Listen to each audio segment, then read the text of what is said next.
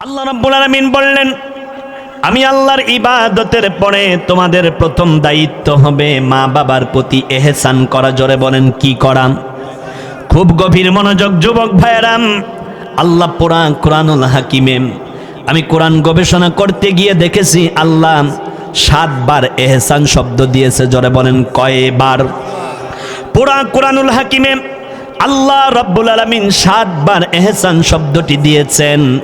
এই 7 বারের ভিতরে আল্লাহ 6 বার দিয়েছেন মা বাবার শানে। সুবহানাল্লাহ বলা যাবে? আল্লাহ এহসান শব্দটি দিয়েছেন 7 বার, 6 বার আল্লাহ দিয়েছেন মা বাবার শানে। আল্লাহ কোরআনে একবারও বলেন নাই মা বাবার খেদমত করতে হবে। আলেম বসে রয়েছে, কোরআনের প্রথম থেকে শেষ পর্যন্ত সব জায়গায় হাত দিয়ে গবেষণা করার একটা সুযোগ আল্লাহ ইউনিভার্সিটিতে আমাকে দিয়েছেন, আলহামদুলিল্লাহ। এহসান শব্দটি কোরআনে কতবার সবাই বলেন না? 7 বারের 6 বার আল্লাহ দিয়েছে মা বাবার শানে। একটু বলা যাবে সুবহানাল্লাহ? আল্লাহ একবারও বলে নাই মা বাবার খেদমত করতে হবে। খেদমত কাকে বলে, এহসান কাকে বলে, এই কথা শুনে তারপর আজকে ফিরে যান। মা মানাল খিদমাতি অল ইহসানাম। খেদমত শব্দটি হচ্ছে লিমিটেড, আর এহসান শব্দটির অর্থ হচ্ছে আনলিমিটেড। এই যে শিক্ষক যারা আছেন সকাল 8টা থেকে 5টা পর্যন্ত মাদ্রাসায় 20,000 টাকা বেতনে 8 ঘন্টা ডিউটি করেন, এইটার নাম খেদমত। এইটার নাম কি? না জোরে বলেন কি? এই যে গার্মেন্টসে যারা চাকরি করেন সকাল 8টা থেকে বিকাল 5টা পর্যন্ত মাসে একটা অনারিয়াম পান, স্যালারি পান, অর্থাৎ শ্রম দিবেন, অর্থ নিবেন, এর একটা নির্ধারিত সময় আছে। এইটার নাম খেদমত। এইটার নাম কি? কিন্তু আপনার মা আপনাকে গর্ভে ধারণ করেছে, আপনাকে লালন করেছেন।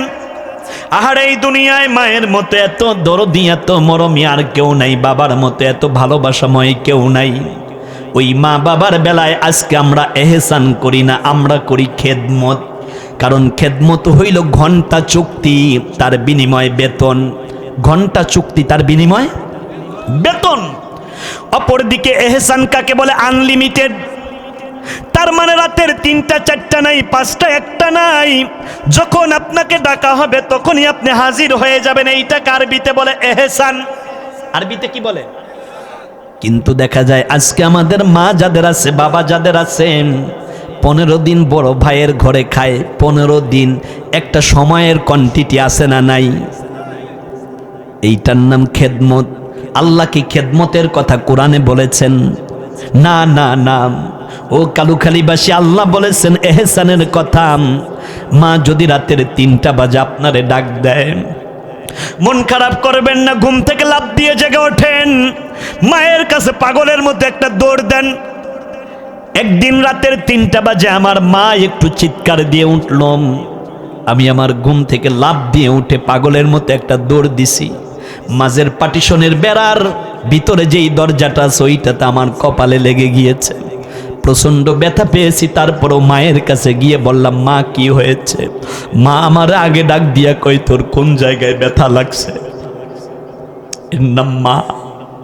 এ দুনিয়ায় সাওলতাম মাবায়নি গাছ, মায়েরা দর দইরার পানি, সাউদরিয়ার মাছ। বনে থাকে বনবাদুরা, সাউ থাকে তার বুকে, তবু মায়ে সাউ সারে না, পড়লে হাজার দুঃখে। একবার বলা যাবে কি মা? না হয় না, আবেগ মিশ্রিত কণ্ঠে বলুন মা। ও কালুখালীবাসী পিছনের যুবকের একবার বলো না মা। একবার বলা যাবে কি বাবা? আরে মা আমাদের গর্বে রাখে আর বাবা রাখে ব্রেইনের ভিতরে। তাকায়া দেখুন আমার ভাইয়েরাম, এহসান কাকে বলে শুনে বাড়ি ফেরেন। মা বাবাকে খেদমত করতে হবে, ভুল ব্যাখ্যা। আল্লাহ কোরআনে একবারও মা বাবার খেদমতের কথা বলে নাই, আল্লাহ বলছেন এহসানের কথা। রাতের 3টা বাজে আপনার মায়ের পেটটা ব্যথা করে সরিষার তেলের মোটকাটা খুলে ফেলেন, হাতের মধ্যে একটু তেল নিয়ে মায়ের পেটের মধ্যে দিয়ে ডলতে থাকেন আর বলেন, মা তোমার কোন জায়গা ব্যথা করে? মায়ের পেটের উপরে আপনি হাত দিয়ে বোলায়া দেন, মায়ের মাথার উপরে একটু তেল দেন, মায়ের পাটা মালিশ করে দেন। এরপরেও মায়ের পেট ব্যথা কমে না, তাড়াতাড়ি অ্যাম্বুলেন্সকে ফোন করেন, বাড়ির পাশের অটো ড্রাইভারকে ফোন করেন, কই রে তুই? আমার মা দুঃখিনী, আমার মা দুঃখিনী, মা কাতরাচ্ছে, অসুস্থ, তাড়াতাড়ি হসপিটালে যেতে হবে। মাকে নিয়ে চলে গেলেন কালুখালী মেডিকেল সেন্টারে, হসপিটালে। ডাক্তার বলল অ্যাপেন্ডিসাইড হয়েছে, নাড়িটা ফেটে যাওয়ার একটা আশঙ্কা আমরা করতেছি, এখনই অপারেশন করতে হবে। ডাক্তার বলল টাকা লাগবে 50,000। গভীর রজনী, আপনার কাছে টাকা নাই, আছে মোটর সাইকেলের একটা চাবি। কি আছে? মোটর সাইকেলের চাবিটা ডাক্তারের কাছে দিয়ে দেন, হাতে 4,000 টাকার ঘড়িটা ডাক্তারকে দিয়ে দেন, 30,000 টাকার মোবাইলটা দিয়ে দেন। ডাক্তার ভাই এইটা আপনার কাছে রাখেন, আমার পৃথিবীর সম্পদ একদিকে, আমার মা একদিকে, আমার পরিবার একদিকে, আমার মা একদিকে। আমার মায়ের চেহারা না দেখলে আমার ভালো লাগে না। আজকে আমি ঢাকা থেকে ফিরে বাড়িতে ঢুকলাম, বাড়িতে ঢোকার পরে মাকে এইভাবে ডাকলাম, মা মা মা মা মা তুমি কই গেলে? কারণ মাকে যখন ডাকবেন আপনার পিছনের ঘাড়ের রগগুলো ফুলে যাবে, কারণ আপনি যখন ডাকেন পিছনের রগ ফুলে যায়, আর ওই রগের সাথে মায়ের নাভির একটা মিল আছে, টান আছে। মা কোথায় যেন থাকে, আর পাগল পাড়া হয়ে দৌড়ায় এসে বলে, বাবা তুমি আসছো। এর নাম মা। এর নাম কি? এর নাম মা। মাহফিল করে রাতের বেলায় ফিরতেছি আমার বন্ধুরাম, হঠাৎ করে সামনে জ্যাম লেগে গেল। কিসের জ্যাম? চিন্তিত। সামনের থেকে আওয়াজ আসতেছে, গাড়িতে ডাকাতি হচ্ছে। ওই সময় চিন্তা করলাম, আহারে কি হচ্ছে, আল্লাহ ভালো জানে আজকে কি বিপদ হয়ে যাবে। তাৎক্ষণিক দেখি মোবাইলের মধ্যে রিং বেজে উঠলো, তাকায়া দেখি লেখা রয়েছে আমার মা। বিদেশে রাজ্যে যদি সন্তান মারা যায়, পশু পাখি জানার আগে আগে জানে মা। একবার বলেন না মা। না হয় নাই বলেন না মা। আমি বুঝতে দিলাম না, বললাম মা। মাহফিল শেষ করে পথে আসি, চিন্তা করবা না। আর আশপাশের অনেকগুলো গাড়িতে ডাকাতি হলো, কিন্তু কিভাবে যেন আল্লাহ আমাকে সেভ করলেন। চিন্তা করলাম, আহারে মায়ের দোয়ার চাইতে এত বড় দোয়ার পৃথিবীতে কোনো জায়গায় নাই। হায়ার অ্যান্টিবায়োটিকের নাম হলো মায়ের দোয়া। পীরের দোয়া তো 9 নম্বরে গিয়ে, মায়ের দোয়া হচ্ছে 1 নম্বরে। জোরে বলেন ঠিক কি নাম? ওয়াকাদা রাব্বুকা আল্লা তা'বুদু ইল্লা ইয়্যাহু ওয়া বিল ওয়ালিদাইনি ইহসানা। আল্লাহ রাব্বুল আলামিন জানায়া দিলেন, ওই মায়ের প্রতি খেদমত না করবা এহসান। আজকে একটা কথা বলেন, মাকে খেদমত করবেন না এহসান করবেন? আপনি ডাক্তারের কাছে আপনার সব সম্পদের চাবি, মোবাইল, ঘড়ি জমা দিয়ে বলেন, ডাক্তার ভাই অপারেশন থিয়েটারে আমার মাকে ঢুকায়া দেন। অপারেশন হয়ে গেল, পরের দিন টাকা দিয়ে আপনার জিনিসপত্র আপনি ছুটায়া নিবেন। মাকে হসপিটালে নিয়েছেন রাতের কয়টা বাজে? তার মানে কি এখানে সময় নির্ধারিত আছে? না না না, রাতের 5টা বাজে হঠাৎ করে আপনার বাবা কাপড় ভরে প্রস্রাব পায়খানা করে দিয়েছে। বাবাই কেন জানি হাউমাউ করে কাঁদতেছে, কারণ বাবাই প্রস্রাব পায়খানা করে দিলে লজ্জা পায়। ও নাতিরা যারা আছে, সন্তান যারা আছেন, আপনার বাবা আপনার দাদা যদি কখনো প্রস্রাব পায়খানা করে, তারে ধমক দেবেন না, রাগ করবেন না। আপনি দৌড় দিয়ে বাবার কাছে চলে যান, দেখবেন বাবা থরথর করে কাঁপতেছে, কারণ বাবাই ভয় পায়। কারণ এক সময় সন্তান বাবাকে দেখে ভয় পাইতো, আর বাবাই যখন বৃদ্ধ হয়ে যায় তখন কিছু কিছু সন্তানের রূঢ় আচরণে বাবাই ভয় পায়। ঠিক কিনা কন? ওই দিন দেখলাম একটা সন্তান তার মাকে অকথ্য ভাষায় গালিগালাজ করতেছে। আমি চিন্তা করলাম, আহারে সন্তান, তুই তো মাকে গালিগালাজ করো না, তুই তোর জান্নাতটাকে হারাম করে নাও।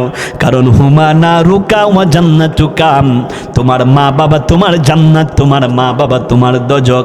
এই জন্য মায়ের খেদমত করে রহমত লাভ করে আমরা যেন আল্লাহর জান্নাতি হতে পারি। জোরে বলেন আমিন।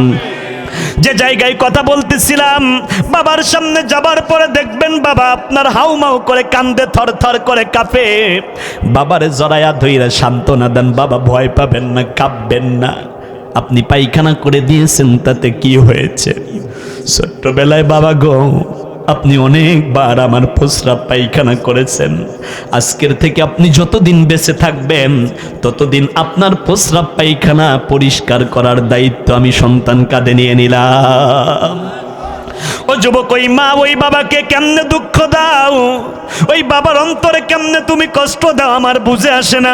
বাবারে সুন্দর করে ওয়াশরুমে ধোয়াইয়া নতুন একটা লুঙ্গি পরাইয়া দাও। বাবা তোমার মাথার উপরে হাত দিয়ে এমন একটা দোয়া দেবে, তোর জিন্দেগিতে আর কোনোদিন বিপদ থাকবে না, অভাব অনটন থাকবে না।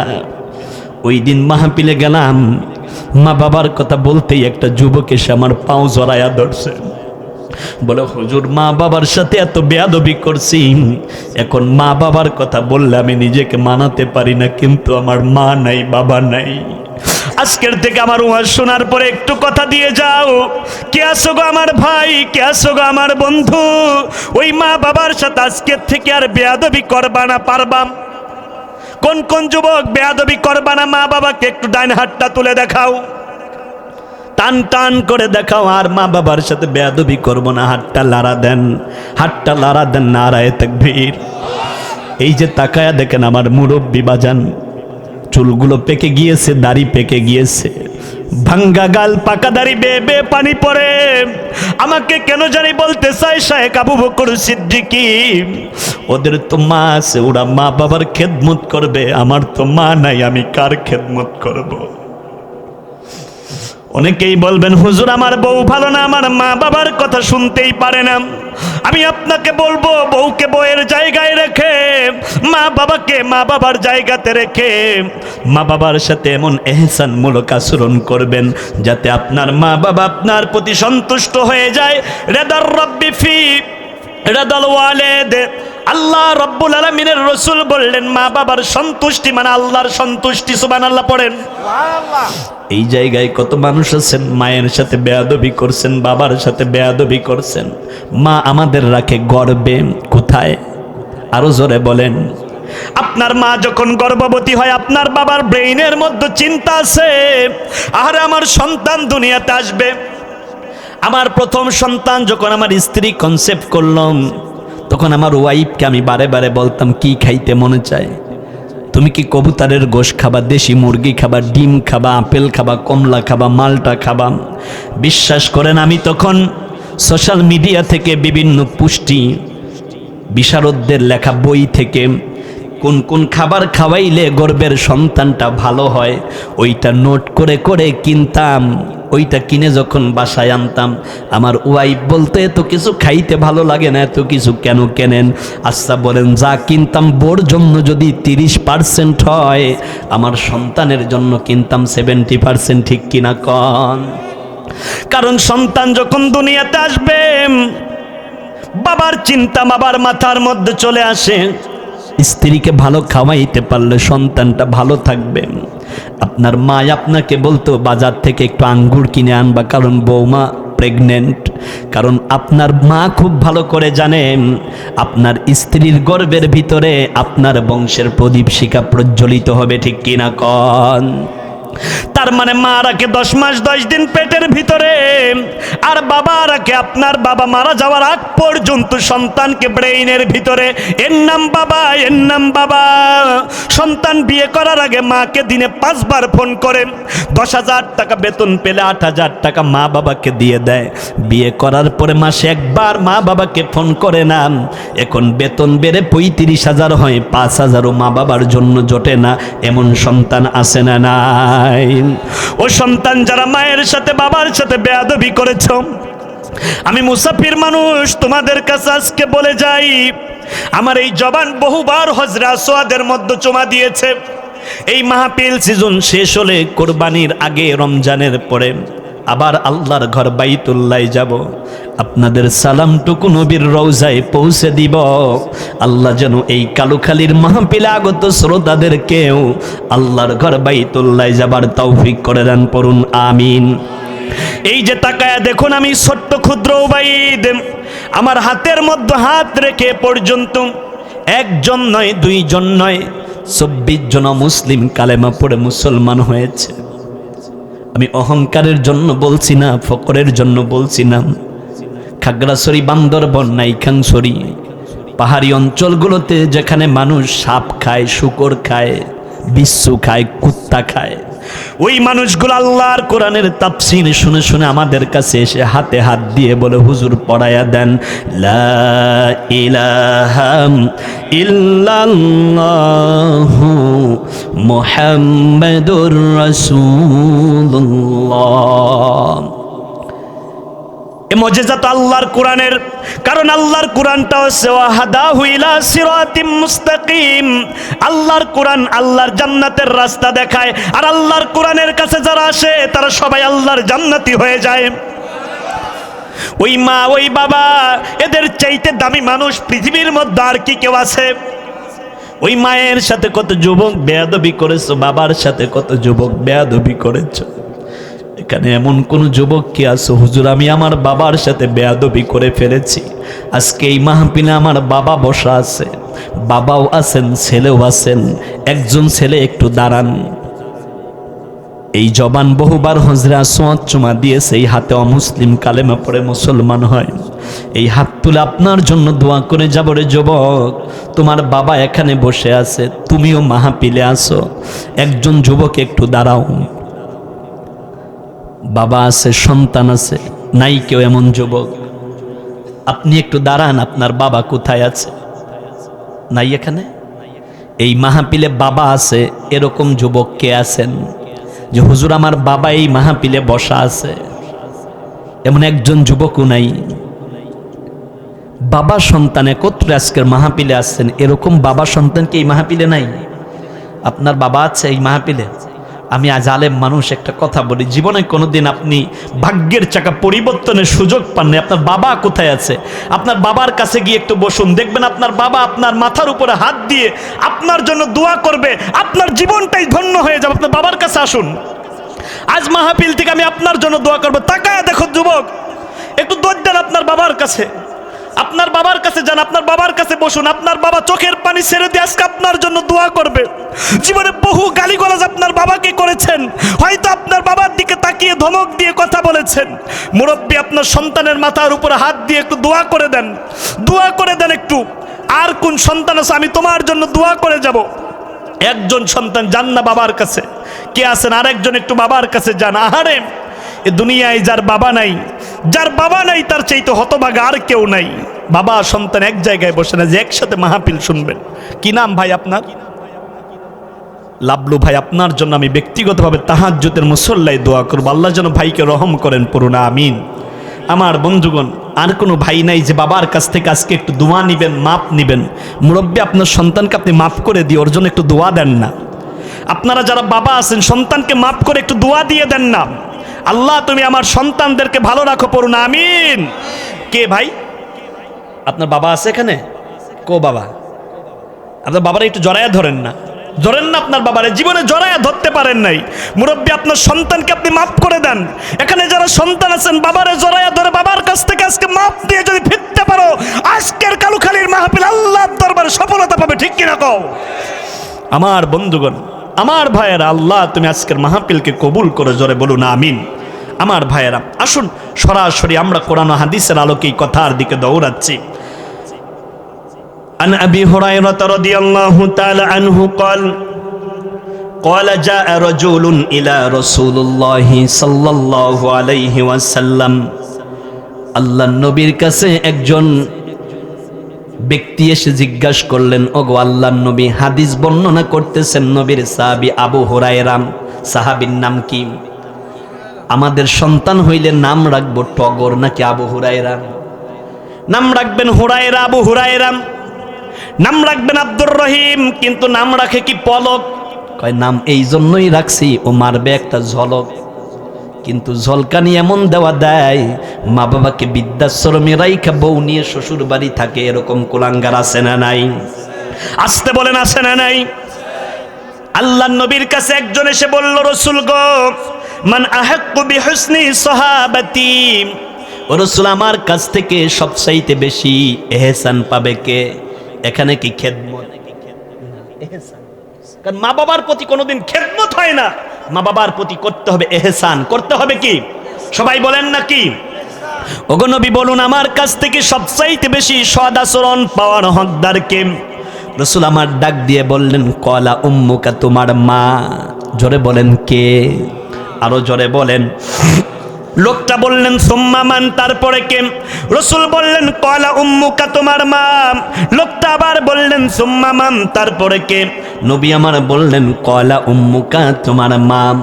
লোকটি আবার বললেন সুম্মা মান, তারপরে কে? নবী আমার বললেন কলা আবুকা, তোমার বাবা। রাসূল একবার নয় দুইবার নয়, মায়ের কথা বললেন কয়বার? বাবার কথা কয়বার? এই জন্য বাবার চাইতে মায়েদের মর্যাদা আল্লাহ 3 গুণ বাড়ায়া দিয়েছেন। একবার বলা যাবে কি মারহাবা? কি জন্য মায়ের মর্যাদা এত বেশি? কারণ মা আমাদেরকে পেটের মধ্যে ধারণ করে 10 মাস 10 দিন। কত মাস? আরো জনে বলেন। আল্লাহ রব্বুল আলামিন চমৎকার করে আমাদেরকে জানায়া দিলেন ইয়াখরুজু মিন বাইনিস সুলবি আত-তারাইব। সূরার নাম সূরা তারিক, 7 নম্বর আয়াত। ও আমার বন্ধুরাম, বাবার পিঠ এবং বুকের হাড়ের মধ্যখান থেকে 1 ফোঁটা স্পাম কি বের হয়? আর মায়ের থেকে অভাম, দুইটা মিলে হয় জয়গট। এই দুইটা যখন মায়ের বাচ্চা দানির মধ্যে যায়, আল্লাহ রব্বুল আলামিন সেখানে ফেরেশতাদেরকে ওয়ার্কার হিসাবে খাটায়া মায়ের পেটের মধ্যে সেব জনে আমার আপনার পূর্ণাঙ্গ একটা দেহ দিয়ে দেয়। জোরে বলেন মারহাবা। হাল আতা আলাল ইনসানি হিনুম মিনাদ দাহরি লাম ইয়াকুন শাইআম মাযকুরা। উল্লেখযোগ্য তেমন কোন বস্তু আমি আপনি ছিলাম না, মাত্র ছিলাম 1 ফোঁটা পানি। কি ছিলাম? বাবার সবেগে নির্গত হওয়া 1 ফোঁটা পানি মায়ের বাচ্চা জানিতে দিয়ে আল্লাহ রব্বুল আলামিন আমাকে আপনাকে দুনিয়াতে পাঠালেন।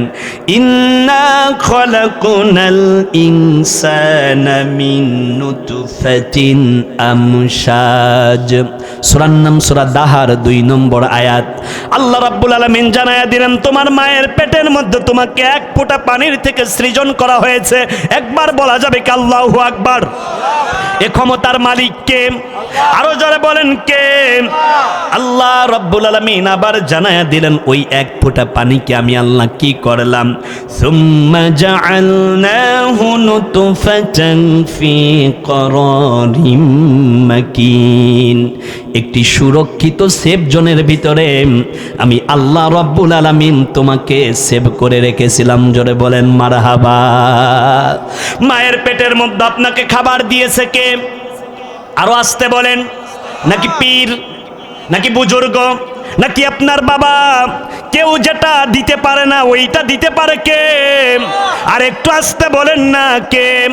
ওই আল্লাহ রব্বুল আলামিন জানায়া দিলেন আমাদেরকে, তোমরা শোনো। সূরার নাম সূরা মুমিনুন 14 নম্বর আয়াত। ثم خلقنا النطفة علقة فخلقنا العلقة مضغة فخلقنا المضغة عظاما فكسونا العظام لحما ثم أنشأناه خلقا آخر فتبارك الله أحسن الخالقين। একথা কার? আল্লাহ রাব্বুল আলামিন জানালেন শোনো, তোমরা ছিলে প্রথমত 1 ফোঁটা পানি, ওইটাকে আমি আল্লাহ রাব্বুল আলামিন জমাট রক্তপিণ্ড করলাম, সেইটাকে আমি আল্লাহ মাংস রূপান্তর করে দিলাম, অস্থি পিঞ্জর দিলাম, গোস্ত দিলাম, তার উপরে আমি আল্লাহ রাব্বুল আলামিন আবার চামড়ার একটা প্রলেপ দিয়ে আল্লাহ আমাদের শরীরের মধ্যে 18,000 প্রকৃতির চামড়া দিয়েছে। সুবহানাল্লাহ বলবেন না? আপনার জিহ্বা যেটা সহ্য করতে পারে ত্বক পারে না, আপনার হাত যেটা সহ্য করতে পারে ওইটা আপনার বুক পারে না, আবার আপনার পা যেটা সহ্য করতে পারে আপনার মাথা করতে পারে না। আল্লাহ 18,000 প্রকারের চামড়া আমাদের দেহের মধ্যে দিয়েছে। আল্লাহ কি কোনো টাকা নিয়েছে? তার মানে যেই জিনিস বান্দার জন্য বেশি প্রয়োজন ওই জিনিসটা আল্লাহ রব্বুল আলামিন বান্দাকে ফ্রি করে দেয়। জোরে বলেন মারহাবা। এইটার নাম কি? আরো জোরে বলেন। এখানে আছে আপনার আধা লিটার পানি, পানির সংকেত H2O। এখানে হাইড্রোজেন আছে, অক্সিজেন আছে। হাইড্রোজেন সরাসরি আগুন, আর অক্সিজেন আগুন জ্বালাতে সাহায্য করে। তার মানে দুইটাই আগুন, দুইটাই কি? ওয়াইদাল বিহারু ফুজ্জিরাত, আল্লাহ বললেন আমি সমুদ্রের ভিতরে আগুন জ্বালায়া দেব। নাস্তিকেরা চিন্তা করলে এই তো আল্লাহর কোরআনের ভিতরে ভুল আছে, কারণ পানি দিয়ে তো আগুন নিবাই, কিন্তু আল্লাহ বলল পানির মধ্যে আগুন জ্বালায়া দেব। আল্লাহর মাথা ঠিক নাই, নাউজুবিল্লাহ বলেন। ওরা যখন পানি নিয়ে গবেষণা করতে গিয়েছে তখন তাকায়া দেখে আহারে পানির সংকেত H2O, এখানে হাইড্রোজেন আছে, অক্সিজেন আছে। অক্সিজেন তো হলো পানি, অক্সিজেন কি? কারণ এর মধ্যে কি অক্সিজেন নাই, হাইড্রোজেন নাই, দুইটা মিলে হইছে কি? পানি। তাহলে দুইটাই আগুন, দুইটাই কি? তাহলে এই আগুন দিয়ে পানির ভিতরে আল্লাহ আগুন জ্বালাবেন, এই জন্য কি কোনো বিজ্ঞানের থিওরি নিতে হবে নাকি সবচাইতে বড় চিন্তাশীল একজন স্রষ্টা আমাদের আল্লাহ? যারা বলেন কে? আল্লাহু আকবার। আধা লিটার পানি তৈরি করতে বিজ্ঞানীদের খরচ হয় মাত্র 18,000 টাকা। কি আল্লাহু আকবার বলবেন না? একটু আগে বললাম যেই জিনিস বান্দার জন্য যত বেশি উপকার আল্লাহ ওই জিনিস বান্দার জন্য তত বেশি সহজ করে দিয়েছেন। এর নাম আল্লাহ। আল্লাহ আল্লাহ আল্লাহ আল্লাহ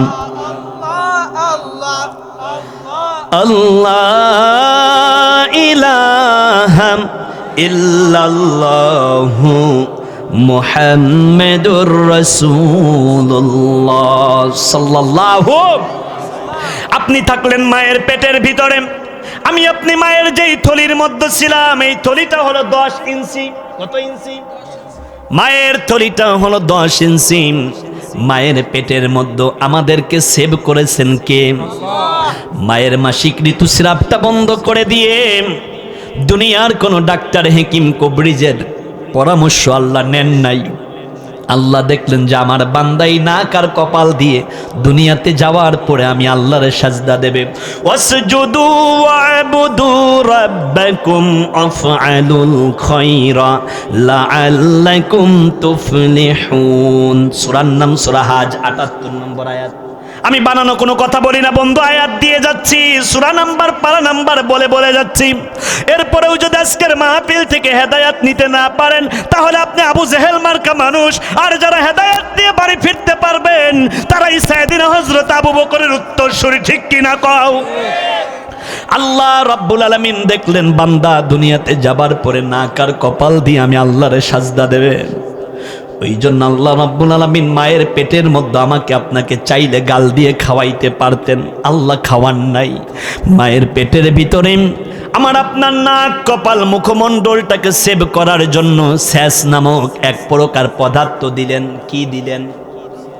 স্যাস নামক এক প্রকার পদার্থ দিলেন।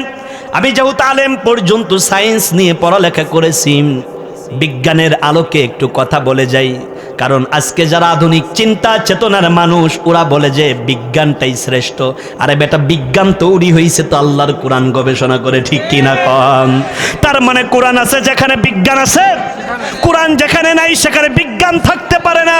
বিজ্ঞান মনস্ক মানুষদের থিওরি আল্লাহর কোরআনের বিপক্ষে যদি যায় ওর থিওরি লাথি দিয়ে দূরে ঠেলে ফেলে দিয়ে আল্লাহর কোরআনটাকেই মেনে নিতে হবে। ঠিক কিনা কন? কার্ল মার্কসের গণতন্ত্র, কার্ল মার্কসের বিধান মেনে আপনি যদি সোনার বাংলাকে সোনার বাংলা বানাইতে চান পারবেন না।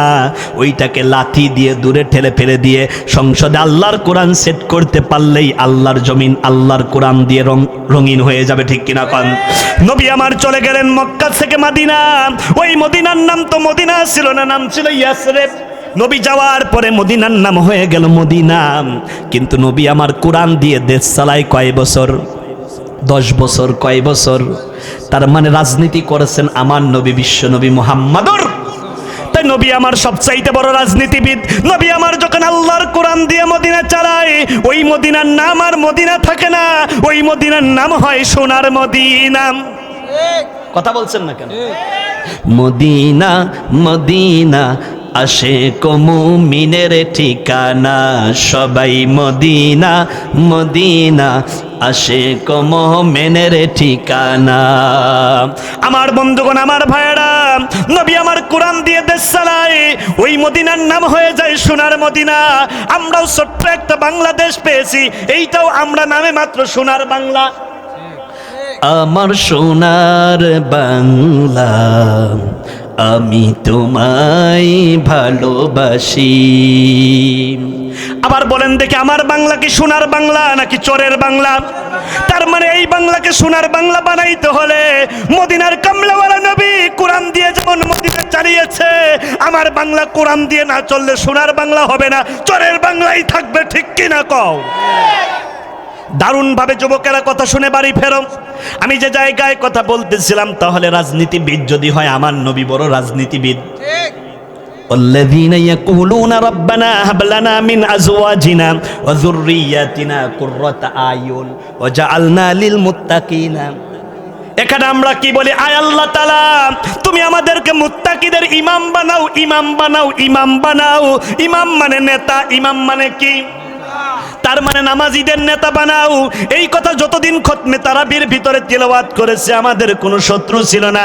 যেদিন থেকে বলেছি আমাদেরকে আল্লাহ তুমি জাতির ইমাম বানায়া দাও, নেককারদেরকে ইমাম বানায়া দাও, ওই দিন যারা আমাদের পিছনে খতমে তারাবি পড়তো বলতো হুজুর ভালো তেলাওয়াত করে, কিন্তু কোরআনের অনুবাদ করার সাথে সাথেই বলে হুজুর রাজনীতি করে। কি একই কোরআন, ওই কোরআনের তেলাওয়াত করলে আপনারা কেউ গালি দেয় না, কিন্তু আল্লাহর কোরআনের তাফসীর অনুবাদ করলে আপনার দলের বিপক্ষে যাওয়ার সাথে সাথেই ওই হুজুরে হইয়া যায় রাজনীতিবিদ। ঠিক কিনা কও? আমার বন্ধুগণ, আমার ভাইয়েরাম, দারুণ ভাবে কথা শুনে তারপরে বাড়ি ফেরেন। তার মানে আল্লাহ কোরআনের ভিতরে রাজনীতির কথা বলছে কিনা? এ কথা বলছেন না কেন? বলছে কিনা? সূরার নাম সূরা ফুরকানে আল্লাহ চমৎকার করে জানিয়েছেন। এই ৭৮ নম্বর আয়াত সূরা ফুরকানের আল্লাহ জানায়া দিলেন। বন্ধুরাম, দারুণ ভাবে শুনে বাড়ি যান। তার মানে আল্লাহর কোরআন দিয়ে দেশ চালাইছে আল্লাহর নবী। আজও যারা কোরআন দিয়ে সোনার বাংলা চালাইতে চায়, তাদের সাথে আমাদের থাকতে হবে, এর বাহিরে যাওয়ার কোনো সরাসরি সিস্টেম। আল্লাহর নবী বলেছে ফাত্তাবিউস সাওয়াদাল আযম, যেই দল দিন কায়েমের ব্যাপার অগ্রগামী, যেই দল অচিরেই ক্ষমতায় গেলে আল্লাহর কোরআন দিয়ে দেশ চালাবে, ফাত্তাবিউস সাওয়াদাল আযম, ফা হরফে শারতিয়া। আল্লাহর রাসূল বলেছে কথাকার, আল্লাহর রাসূলের কথা বিশ্বাস হয়? ফাত্তাবিউস সাওয়াদাল আযম, ওই দলকে অনুসরণ করো যেই দল দিন কায়েমের ব্যাপারে সবচাইতে বেশি অগ্রগামী। ফাইন্নাহু মান শাযযা শাযযা ফিন্নার, ওই দলকে অনুসরণ যদি করতে না পারো তাহলে তুই জাহান্নামী, জাহান্নামী, জাহান্নামী। এইবার বলেন, দিন কায়েমের জন্য যেই দল অগ্রগামী, ওই দলের সাথে আল্লাহর জমিন, আল্লাহর দিন কায়েমের জন্য আমাদের অবস্থানের দরকার আছে না নাই? আল্লাহর জমিন, আল্লাহর দিন কায়েমের জন্য কারা কারা শপথবদ্ধ হতে রাজি আছেন? দুই হাত তুলে আল্লাহকে দেখাও, তাকবীর দেন।